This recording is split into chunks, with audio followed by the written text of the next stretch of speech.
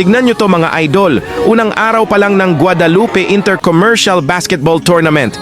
Nagpakitang gilas na agad ang MVP ng Cesafi UV Green Lancer na si Raul Gentayan, nagpakita sa kanyang mga jelly na galaw at may paupo pa sa ere.